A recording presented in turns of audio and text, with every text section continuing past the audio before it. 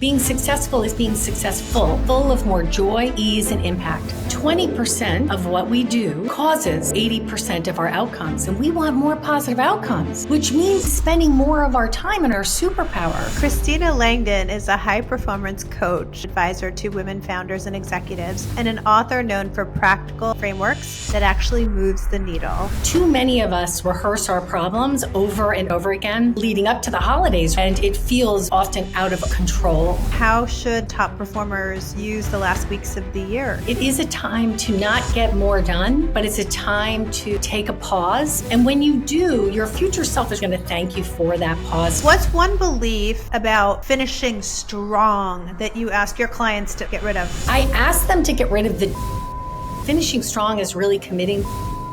If we measured success in ways that works for female leaders, what should we track in 2026? It's about measuring. Expert care for menopause and sexual health, now just a click away. Virtual Care by Her MD offers longer visits, personalized treatment plans, and trusted providers, all from the comfort of home. Learn more at hermd.com. This episode was sponsored by Her MD. Full disclosure, Christina was actually my coach through my fundraising, through personal and professional crises, my own burnout. And so we're opening the curtain a little bit today, aren't we? Yes. Thank you for having me, Somi. Thank you for saying yes. Although because of you, no is no longer in my vocabulary. So I give them, I don't receive them very well anymore. No. So you've led inside major brands, you've coached leaders, and when the calendar quiets, what should go into a year-end pause that moves the needle in January? And how should those top performers use the last couple of weeks of the year? It's a really important time, at least I know it is for me and a lot of my clients. It is a time to not get more done, but it's a time to roll up your sleeves and to take a pause to get reconnected with your soul, with your inner knowingness. It's a time to really pause when I say pause, I mean it's like an active pause. You're pausing to really think about who you are and what you want. Too many of us rehearse our problems over and over and over again. And for the last leading up to the holidays, right? We're almost living on default of the day. We're living by the organization that we call the calendar. And it feels very, at times, often out of control. And so we want to build back control and be very, very intentional, deliberate about our pausing. And when you do, your future self is really going to thank you for that pause time. We want to look back and assess and audit what's working, what's not working, and what do we want to do differently. I have found it's a really simple 3-step process that if you spend quality time on it, it will yield a ton of results. For the last 3 years, I've audited, I've looked back at every year, I've looked back at every quarter, I've looked back at every month. And so for the last 2 weeks of the year, what you want to do is you want to look back over the year and ask yourself, this process that I say, it's like auditing your past, auditing your present, and auditing your future. Okay. So step 1 is a simple question. Like, what's working? And like my brain, like most other people's brain is, we don't want to go to what's working. We always want to start with what's not working, right? We always want to go to the negative. But women in particular, we are not allowed, like society says, we can't celebrate ourselves. We should stay small. We should stay quiet and humble. In this reflection, this is about you celebrating you and feeling really good about all the stuff. And oftentimes we don't want to look back because we know what we've done. But I tell you, when you do it intentionally and deliberately, you go through your calendar to see all of the things you've created. It is so uplifting, and you discover so many things that you'd forgotten about that really were the bright spots throughout the year. So the question is that you're answering, what's working? Got to start with the highlight reel, really, really important, because that's your launch pad for the second question, which is what's not working. Now, we're not looking at it from blame or shame or judgment. We are being the investigator. We're being the auditor of our year. What goals did we miss? And this is also a reflection time on your mindset. Like, what was our mindset last year and what did we want it to be? What could it be, right? You want to be looking for assumptions that you've had in your business that just didn't turn out. You want to be looking at it like an investigator, as I said. And then the third question is to ask, what do I want to be doing differently? And what do I want to be doing differently? You want to go back to the highlight reel of what's working, and you want to go to what's not working. And from there, look for new pathways to success. What can I do more of? Like the highlight reel, we want to do more of what worked. And the things that didn't work, what are the other pathways? What are the other who's that could help me? What are other ways? Too many women, too many high performers, too many CEOs get stuck in their own brittle systems of the way they do things. And this exercise a little bit gives us a way of breaking down some of those brittle systems.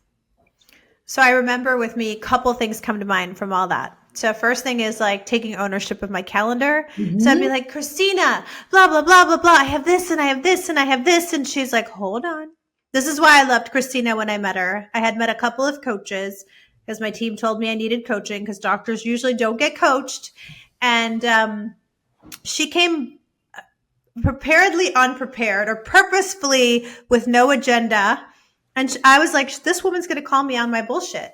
And she's like, well, who owns your calendar? And I had to think for a second. I go, oh, I guess I do. And so you'll be so proud this year. December 18th is the day I marked the last day of any work, patient care. So if you're listening, patients, December 18th is the day I marked. Like no more, no meetings. And I'm only going to do things that fill my bucket as a mom, as a wife, as a friend, as a family member. I also remember the other exercise you had me do that I was mumbling and grumbling about. Because I'm the easiest woman in the world to coach, and we'll get into that. So easy. Must-haves and never-agains. I still use that. Mm-hmm. When someone says to me, Somi, I noticed, you have an opportunity.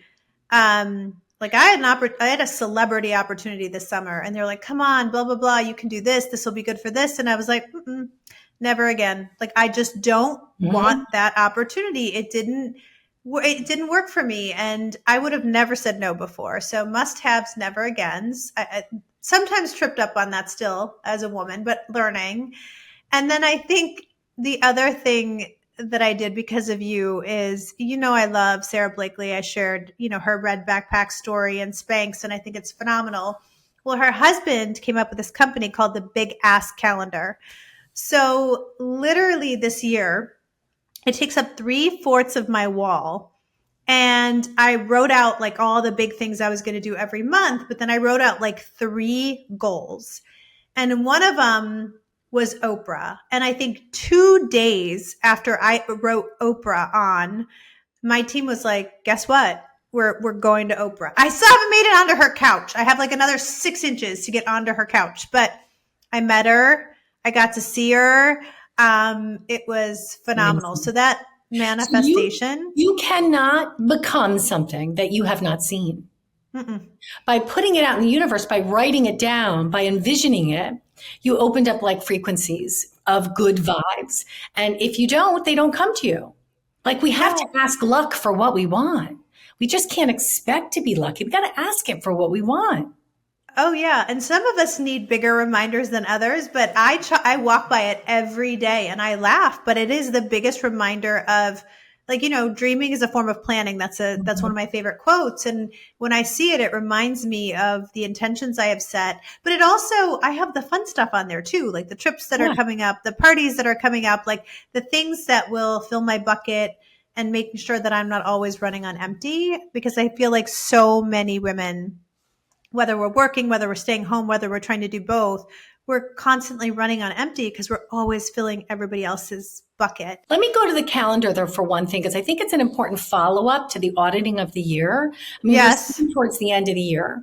And most of us high performers are in a constant state of what we say is busy. right? And so, but why are we busy? And if you can be that investigator, that auditor of your year, go back to a month, an average month, and look at where you are spending your time. Even go so far to copy and paste it and color code it with all the different types of work. You're going to see where your time is going and where you want it to go and where you don't want it to go. Mm-hmm. The gift that we have is that we all have superpowers. Yours are different than mine, right? You know your superpowers really, really well. So if you look at your calendar and your calendar is showing that you're not spending time in your superpower, or you're only spending an hour or two a day in that superpower, oof, because the Pareto principle tells us that 20% of what we do causes 80% of our outcomes. And we want more positive outcomes, which means that we want to be spending more of our time in our zone of genius and our superpower. So I do think a calendared audit is a really important part of the auditing during the pause that we're taking. I think another thing that I learned throughout this process with working with you and just turning 50 and going through everything I've gone through as a founder, as a doctor, as a mother, as a businesswoman, is that just because, like, I want to work in my zone of genius, but just because you're good at something doesn't mean you have to continue to do it. And I've heard that so many times when I wanted to let go of certain things that didn't fill my bucket anymore. Maybe they filled everyone else's bucket, or they were good for the business.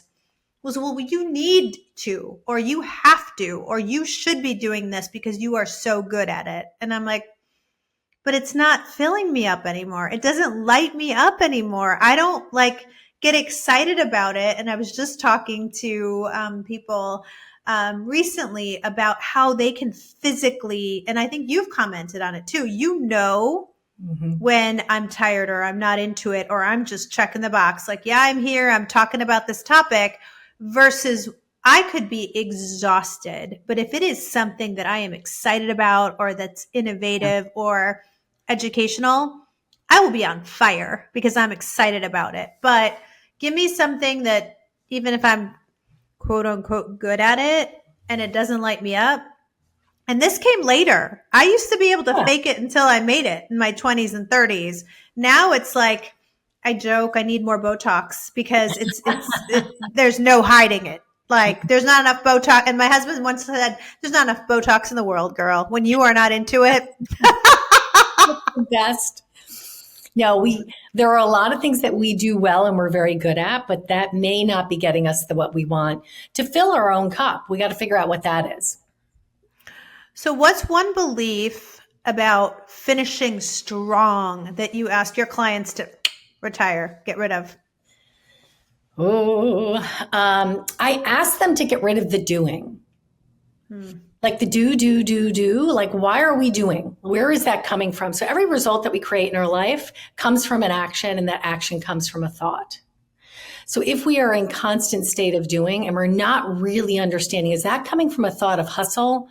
Because when we're hustling and things aren't maybe going right, we're not going to get the results we want. We want to get the results that light us up, that put us on fire. We have to decide, what are those actions going to be? And in this moment, let's just say of the pause, I think that to finish strong is really to get a new relationship with creating a mindfulness practice for yourself. Finishing strong is really committing to yourself that as we are moving through the next year, that we decide that our mindset, our mindfulness practice will be the first priority every day. There's an interesting study from the University of California that says practicing mindfulness can slow stress, can reduce stress by 28%. Just by practicing mindfulness, we can reduce our stress by 28%. And they followed that up by saying that we can improve our focus by 40% with a mindfulness practice. So a reduction in stress hormones and an increase in focus. I want those odds. So like you can pick your mindfulness practice. It can be journaling, which is my go-to. It can be walking in nature. It can be dancing like nobody's watching in the morning to one of your oldie and favorites. It can be listening to a meditation or binaural beats. You pick your practice, but having one is what will help you to get the success and the outcomes you want. So it's funny. I use journaling when I'm angry or upset or frustrated or just and I just like get it all out, and then it's out of my head and it's not taking up free rent anymore. But the meditation practice that works for me in the morning, I sit in the sauna in the morning. It's hot. It's uncomfortable. I can't focus on anything but like what is going on in the immediacy around me. Plus sauna, there's longevity and mental health benefits. But for me, frankly, it's so funny. In menopause, I need to get hotter. I need to get hotter to be more present. But it has really, really helped me. And actually, my husband, the oncologist, now starts his mornings the same way and finds that he is super focused, super relaxed. Wow. And so it's funny how we both read the same study. I think it was out of Finland. And we're like, let's try it. And so we have committed to a sauna practice every night, just like 10 to 15 minutes. And it has completely changed the way I do things. And then there's something else about writing that I also remember that you made me do. And I just read about a woman who turned her future vision. I should have sent it to you the other day. She wrote about things as if they had already happened. And I remember you made me do this 2 years in a row. And this was my reaction to Christina. I was like, yes, I hope everybody can see that look because I saw it. Yeah. I was like, roll eyes, whatever. Like, who does that? Like, yes, planning, yes. But you want me to write because you were like, well, you're still writing like you're planning. No. I'm asking you, like, you're already at the end of that year and all this amazing stuff has already happened to you. And I remember writing about a vacation or a trip I was going to take. I'm like, how am I supposed to do that? I don't know what's going to happen on the trip. Poor Christina. It was never, it's never easy. It was always like, wait, but what? And I realize now about myself, it's the needing the data, needing to understand the assignment. You need certainty. I need certainty. Right? That's the surgeon in me. Yes. And I need to know why. I need to know the why. Like, even it goes back to childhood. Like, why am I doing this? Like, what's the purpose? But you just explained it really well with the Oprah. Yeah. So we write a letter from our future self. I like 1 year. Some people do 3 years. Some people do 7 years. But you're looking out into your future self, and you're turning around as your future self, looking back at you today, 365 days later, and your future self is writing you a letter describing in past tense all of the things that she's created, whether that's for her health, her family, her work, her business, all the things. And you want to write with as much specificity as possible. I said earlier, you can't become something you don't see. Writing a letter from your future self is about you seeing who you have become and who you want to become. You know, the research says that we only, reach 10% of what we're capable of. So we're capable of 90% more. So when we're writing the letter, right from that capability, that expansiveness that we know that we can tap into when we put it out there, put it on paper. It's dreaming, as you said, but it's actually putting the dreams on paper. It's part of the law of attraction. I can't tell you how many of my clients have done it and have read the letter a year later and have been so moved by how much their future self talked to them. Oh, I know, because there was something I thought that was never going to happen. And we're going to get into this in a minute, but I was like, if we raise the money. And you were, every time I said that, because I remember I was given like a 0.37% chance of fundraising. And you're like, you've raised the money. And I remember pushing back going, you know what fundraising is like, right? Like, that's a full-time job. And you're like, you've raised the money. I want you to get past the mindset of there's no money and we're already on to the next thing. And then 5 weeks later, I'm like, I've got the 10 million. I remember you just sitting there going, what did I tell you? It's like, yes. Isn't that the energy difference being an if yes. versus it's already done. It's happening.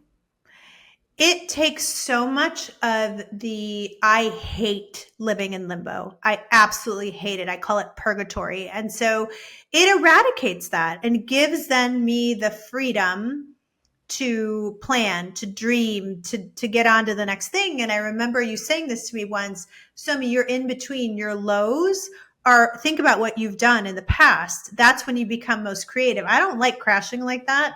Mhm. But it did allow me that space of creativity. So on that, before we jump into our relationship, is how do you, at the end of the year, decide if your client needs more goals or more clarity? It's such a good question. Okay, so I think it shows up as a coach. It shows up when you hear your clients saying, I should be further along. It isn't working. It's the economy. Other people are preventing my success. Sometimes they'll say, it's so hard. They spin on problems. And then we keep taking the same actions, expecting different results. So that's when you know that a little clarity refresh would be really, really helpful. That's when you know it's really not the goal. And remember, there are goals and there are identity goals. And oftentimes we confuse our identity goals with those actual goals. And the identity goals are so much more important. Think about success. Success isn't money or title, right? Although those are outcomes of success, right? Monies and titles. Same things with goals. The goal is the outcome, right? So clarity starts by asking, like, what is your relationship to the goal? What is your relationship to your role? What is the relationship to you as the CEO of you? So we've got to clarity starts with this identity work. I ask my clients, and when they answer from a place of building awareness, that's what that earlier exercise was. It was building a deeper awareness. We want to be answering, what is the relationship I have with this right now? Make it long. You can put all the uglies down and then ask, what is the relationship I want to that goal, to my role, to who I am as the CEO of me? When you understand what it is you really want, now we know it's not going to be rainbows and butterflies, but I want to be the CEO. I want to be the CEO of me. And what does that actually mean? It means I next year want to be feeling that I led with impact, that I was more organized and I was more prepared, and that I cared more about my impact than I did about my goal. So looking at what your relationship is now to that goal and looking at the relationship you want with that goal, you can then figure out what the bridge is to get there.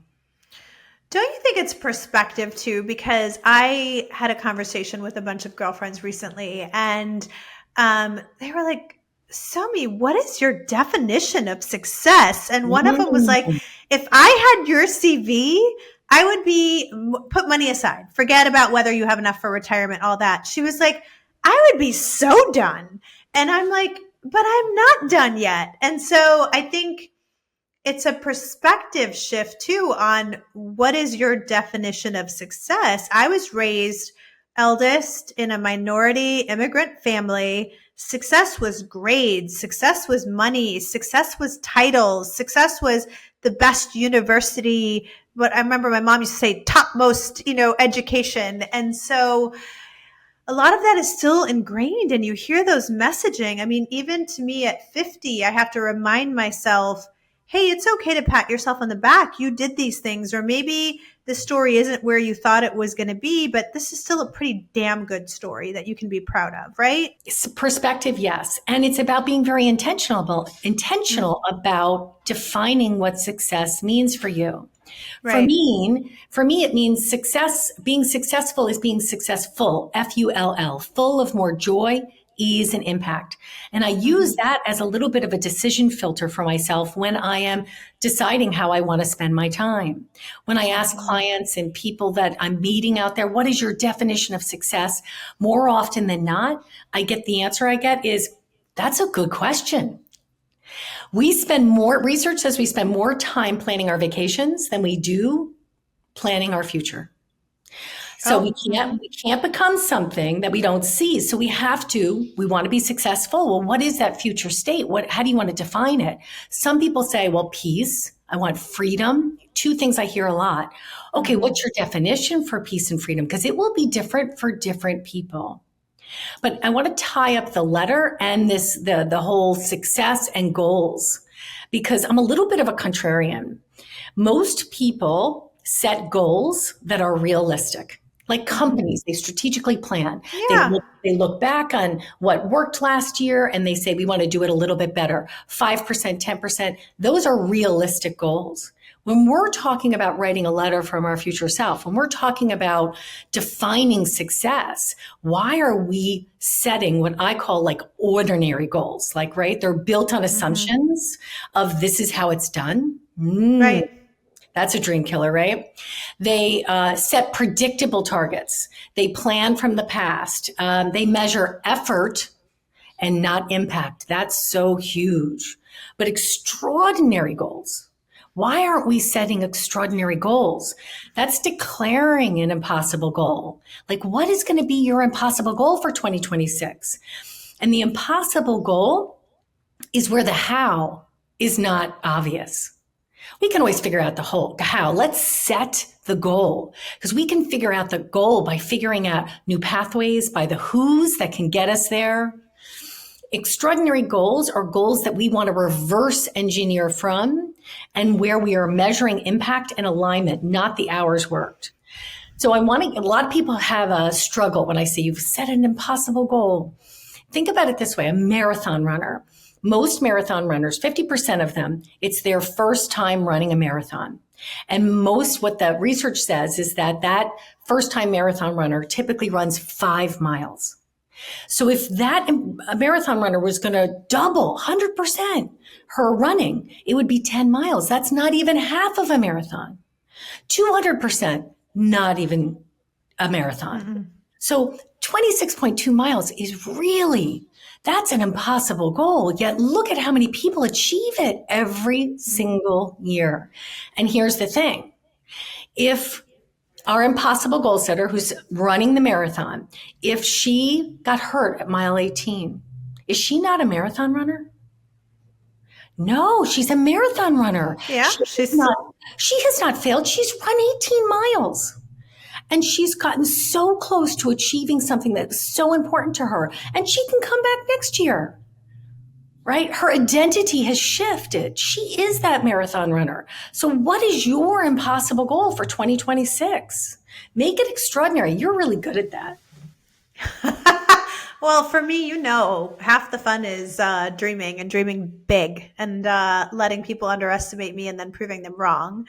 So getting into now being my coach, we're going to talk about things that I don't think I've talked about. Whoa. So the first thing that I remember tackling was imposter syndrome. Ooh. And so I didn't even know what it was called, because remember, doctors don't get coached, right? You get thrown into rooms and it's like, watch one, do one, teach one. And that's it. And so we met, and one of the first things when we raised funds was our investors felt like we needed a tried and true CEO. And I remember you even challenging that, saying, you're a CEO, you need, your business, and do you understand what a CEO does? I had never seen an org chart. I had never seen an org structure. I didn't understand the difference between a CFO and a COO. And I was like, well, I don't have an MBA. And now I realize a CEO raises money. And someone told me the other day, they're like, you can raise money from anybody, because I don't. And the second thing is sets the culture.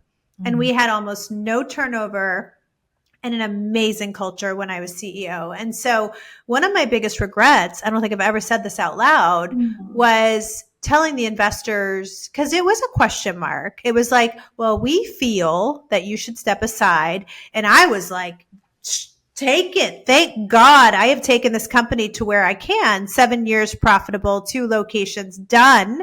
One of my biggest regrets. And I know hindsight is whatever. They say 2020. And the other thing you taught me is titles don't entitle you. that Mm. sometimes leaders are not necessarily the ones with the title because people listen to them because they have to, but not because they're inspired to, right? Mm. It might be the leader might be the person sitting next to you or the person who actually reports to you. And so how do you help people like me who are successful, highly educated, but have profound imposter syndrome? Because I was like, why me? I'm just a doctor. Well, and that was a part of your amazing transformation was for you seeing that you were the CEO of your life as a surgeon, as the doctor, and that you would come into the operating room. You had all the competency, you'd had all the experience, and you knew how to run an operating room brilliantly. And so the work for you to do was to build the muscle, the CEO muscle in the business world. That was it. But knowing that you'd done it once very, very well, it was about finding new pathways to learning how to become that new CEO that you were. So imposter syndrome, they say it affects like 67%. I actually think that number's too low. Because Agreed. everybody I talk to suffers with it to some degree. And I think about imposter syndrome in a couple of ways. There's two things here. One is the flashlight principle. When people sometimes are feeling less confident, when they're feeling that they're not sure if they can, think about that flashlight. It's really focused on you. And you in particular, Somi, and a lot of these leaders out there, they are mission and purpose driven. So we have to remind ourselves that when we are in doubt, are we focused on ourselves or do we need to turn the flashlight out to beam a light onto the mission, onto the purpose? Because that's really where the importance lies. That's where the impact lies. So sometimes it's a matter of reframing. Am I focused on myself and do I want to turn that focus to the mission? We all get caught up on it. Many people say, I wish I had more confidence, right? I wish I was more confident in my ability to CEO. And what's important to know about confidence, like happy or sad, it's a feeling. It comes and it goes. And what we know is that we can't count on our feelings on any given day. We also can't count on our mood, which is why we need that mindfulness practice, right? So when the Dunning-Kruger effect, it measured confidence and competence. And when you think about a Venn diagram with two circles and it crossover, what do you think the crossover is of the people that are both confident and competent? I think small. It is. It's 9%. So what that means is the most competent people are the least confident. Doesn't surprise me at all. So what I say here is we're not talking about people that have the confidence that aren't competent because we know who they are, right? Right. But what it reminds us is when we are feeling in doubt, when we're feeling a confidence power outage, you go to your competency. Yes. You go to where am I competent in this? Where have I done this before? What is my experience? Because that's the fuel to your confidence. And now looking back at, so I'm going to call it the 3 Ps, providers, patients, and passion. So some of the things that made me the best leader in the operating room, in the exam room, did not serve me in the boardroom. And that's the language that I know, leadership language, you would always teach me because my passion was great with fundraising and on stages and doing this kind of stuff. But it was not always, let's say, welcomed in the boardroom where I would speak my mind. And if I would have done anything differently, the messaging would have been the same. The delivery would have been different. And I think that's the muscle you are trying to help me develop. And I have forgiven that girl, the girl who made the mistakes along the way. And even sitting in this seat now, to say that because I used to cry about things that had happened. And I wish we were here. I wish we were here. We could have been here. And now I can look at it all as a big lesson and saying, yeah, I wish. I knew where I was coming from. I was coming from the purest of intentions. Because if you want to talk about a mission-driven company and a mission-driven leader, that's who I was. It was never about making a ton of money for me. But I really do think certain toxic encounters and situations I found myself in I can't control others, but may have not been so toxic had I developed that muscle. So these are different menopausal muscles we're talking about. Had I developed that muscle more, but I think I needed more time, because I was when you're in startup, you're just thrown into the fire. You're like, hi, welcome to the finish and the starting line at the same time. It's like a marathon runner. You've ran the marathon, but guess what? We have a secret 10K now. So, get your electrolytes and let's go. And so I honestly, unlike residency and medical school where I got like 12 years of training, it was like, here you are and here you need to go. And the enormity of the responsibility of managing millions of dollars of someone else's money, but still managing providers and patients who believe in you. Those and three Ps. And your team. And your team. Yeah, and your family. I think what you're saying that you've worked through and that you are still working, we all work on it every single day, is that you are a lot more focused on what is the outcome I want to create, whether it's in this meeting or this boardroom or this relationship I'm having with a board member, what is really the outcome? And you have learned the difference between reacting and responding. Right? We react from emotion. We all do, right? Sometimes we send off that Slack message before we've really been really intentional about what do I really want from this moment, right? Reacting is like when we're on automatic, let's say. Responding is when you're really, really intentional. I think you also could see that reacting was sort of satisfying your ego in the moment, when you know that responding is about like developing a connection for the long term. We know that reacting, it gives away your power, right? And responding reclaims it. I know that now, but I remember what I always used to say to you, Christina, but you don't understand. To me, the heaviest word is the unspoken word. I have to say it. And my husband calls it the scrappy do in me. And I've realized you don't always have to scrappy do. You can get it out on your journal. You can sit and meditate. You can say it out loud to yourself. You can dance it out to your song. You can put it on your computer. But not everything deserves your energy. Like, why didn't I know this 3 years ago, Christina? Well, we're always in a constant state of improvement. We are. And you were drinking from the fire hose, let's remember. Oh, I was drinking from the fire hose. And I've also learned, being first to market is a lot of fun.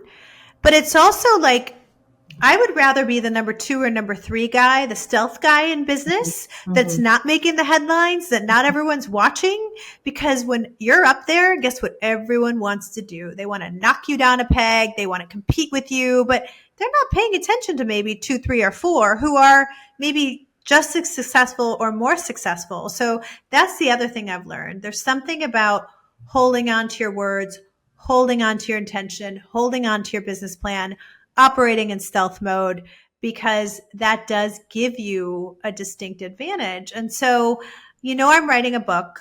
Someone here encouraged me to do it. And I fought for you like 2 years. Yes. So I'm writing a book. I got a couple offers, haven't taken them yet because now I know my worth. So thank you for that too. But there is I'm a Harry Potter geek. I love Disney. I'm cheesy. I'm a Swiftie. I'm all those things. And I'm not embarrassed to admit them anymore. I don't care. But I wrote this. That make you you. All the things that make me me. I wrote a chapter called Looking for mentors, finding dementors,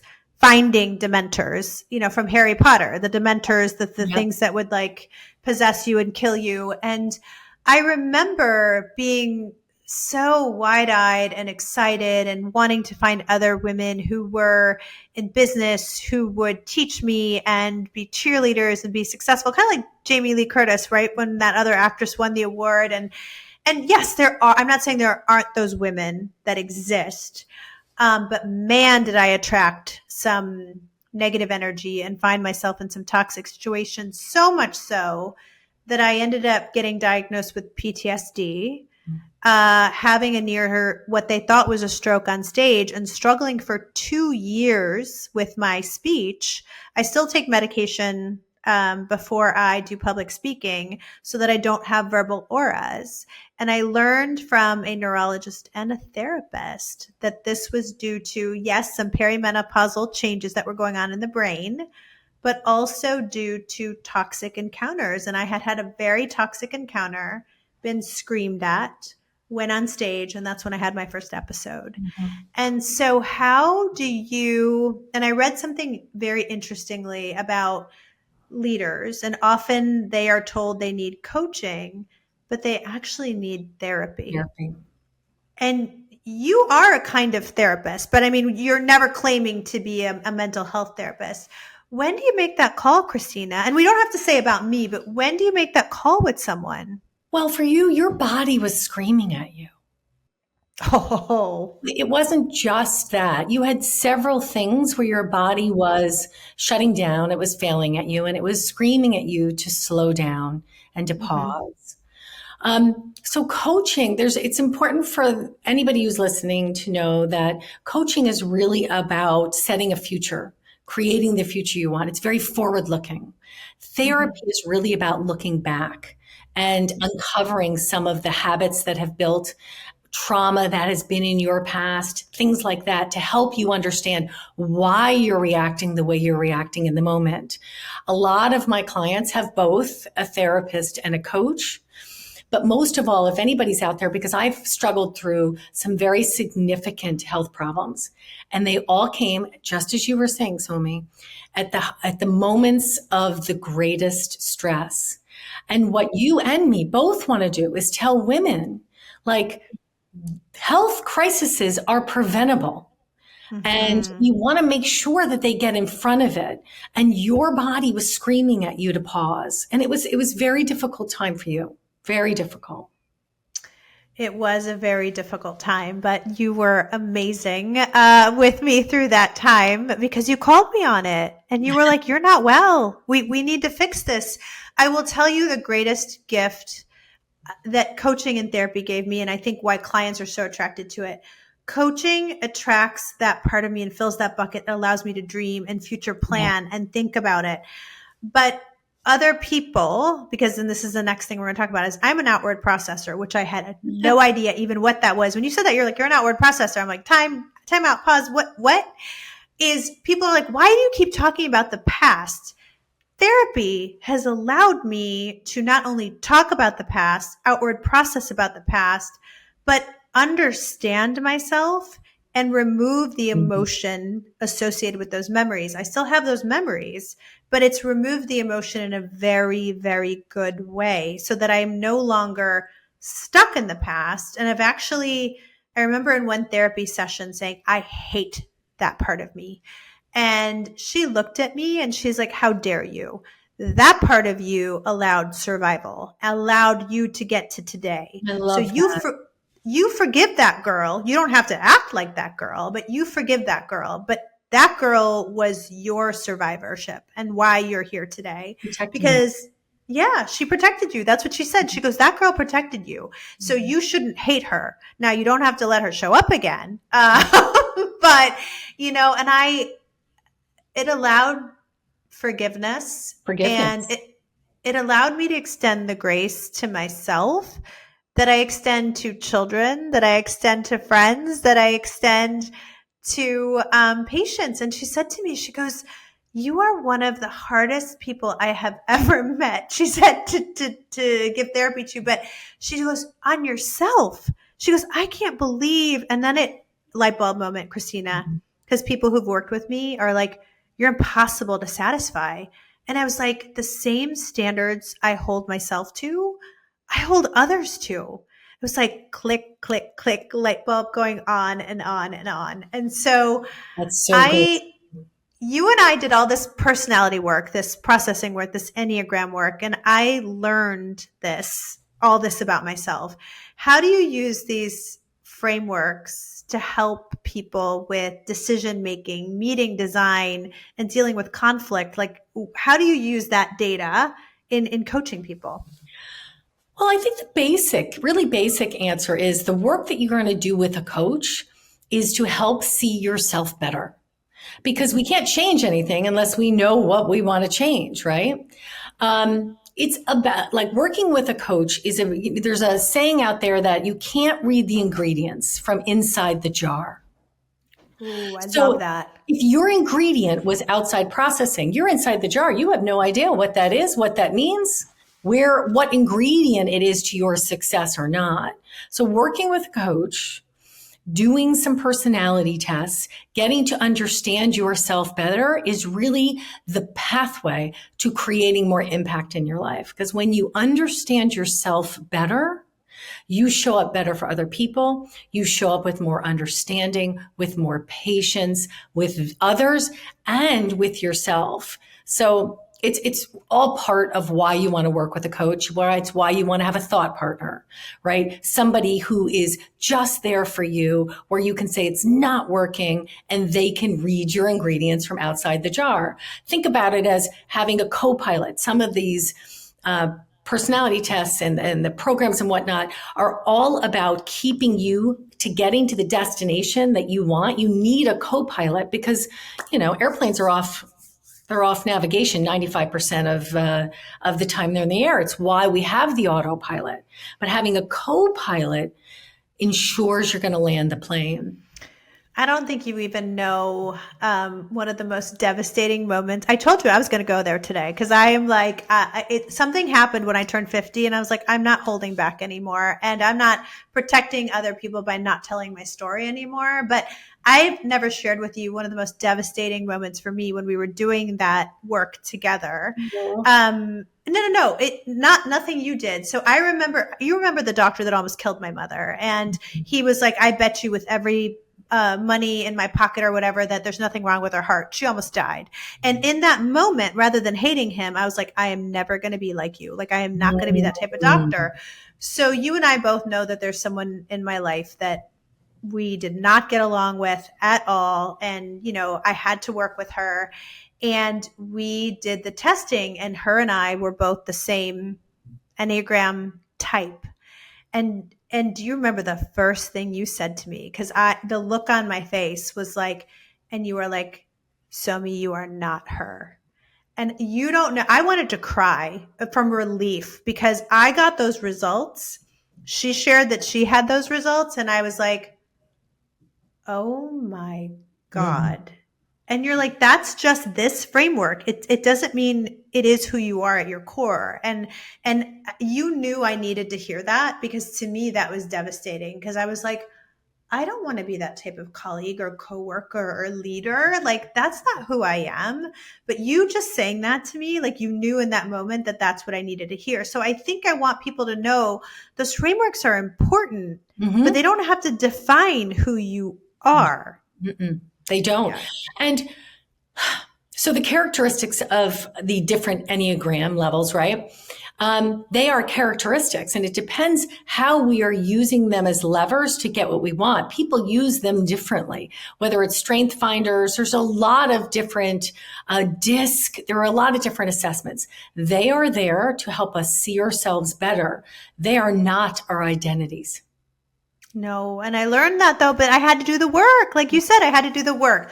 All right. We're going to do some rapid fire. You ready? Okay. Yes, I'm ready. All right, okay. A ritual you never skip in late December. Go. Writing a letter to my future self. Absolutely. Yeah, you got to do that. But I also do a puzzle, and it's usually like a 1,000-piece puzzle. It puts me into a meditative state during the crazy time of the holidays. Oh my God, the last puzzle you gave me and my daughter did together in December. It was awesome. One metric or one Christina Langdon never again, 2026. Busyness. I am not defining my success based on how busy I am. I actually am seeing it as a 4-letter word. Oh, I love that one. The book you gift someone who needs clarity. Oh, that's a good one. The Gap and the Gain by Dr. Benjamin Hardy. Super book, good for anybody to understand themselves better and understand how to get what they want. But I'm also reading right now The Pivot Year by Brianna West, and it is beautiful. I read 2 or 3 pages. It's a page a day of a year. I read 2 or 3 pages every day, and I journal on it. It has changed me. So that's The Pivot Year by Brianna West. I might have to pick that up. All right. This is 3 decisions. So 3. I want you to give every female leader that she needs to make to enter January decisively. 3 decisions. Okay. I'm going to track my energy and retire my exhaustion. I'm going to decide what my energy is. Your energy is your vibration. Your vibration is an emotion. Your emotion. So, Aaron King says your vibration, your vibe is your value. Know your vibe. Oh my gosh. I'll tell you, energy is contagious. My girlfriends from work, I worked for Martha Stewart for 20 years. They still make fun of me and how I walked down the hall, and they knew I was coming by the pounding of my 4-inch heels on the cement floor at Martha Stewart. My energy was contagious. I didn't want that for myself. So now I'm very, very mindful of my energy. Am I supposed to say one more? No, you got 3. Okay, good. What's the most valuable no that we can set before the year turns to 2026? Okay, this is super important. I say no to everybody else's scripts. They have their own scripts. They write their own scripts. That is not my script. I write my own script for my own life. My mother taught me that. The most valuable no is to somebody else's definition of success. Say no to the scripts that you didn't write, that I needed to be chief revenue officer, that I needed to have all these titles, that I needed to have all this outside validation. That was given to me by my mom, by the patriarchy. That script was written by somebody else. I now have defined my own. So if we measured success in ways that actually works for female leaders, what should we track in 2026? Because you just talked about what gets retired for good, right? Other people's scripts and other people's definition. So if we measured success in ways that actually works for women, what are we tracking? Well, first we have to define success. We talked about that. Right. And then we actually have to build in a practice of holding ourselves accountable to that definition. If I'm successful, full of joy, ease, and impact, when is the last time I felt that joy? But I really think it's about measuring for impact. So when I think about you, Somi, it's yes, your impact is with your patients. Yes, your impact is with this podcast. But what is the larger impact? How many people can you touch a year? And if you told them just one thing that could change their life? So what is the impact that you are creating with your brand? It extends beyond the patient. And seeing that impact, I think, allows us to see the power of who we are as human beings. I love this episode so much for December because it teaches us about the purposeful pause, right? We do love our jammy days. And Christina helped me through some of my highest of highs and lowest of lows, and so much knowledge and comfort being on the other side. I'm not done by any means. I just turned 50. So, but I'm ready. I'm not. I'm ready for Act 2. I still have some working to do on the 2026 calendar. But if this has helped you trade busy for better, then please share this with one other woman who's mapping her 2026 and post your top 3 for Q1. Tag us and help us build with clarity and togetherness. Happy holidays, and thank you for listening. Christina, where can people find you? They can find me on Instagram, Christina Langdon, Boss Lady. They can have a conversation with me every Sunday by signing up for my Sunday Sunshine, where I help give you a boost before the week ahead. You can get that on my website or through Instagram.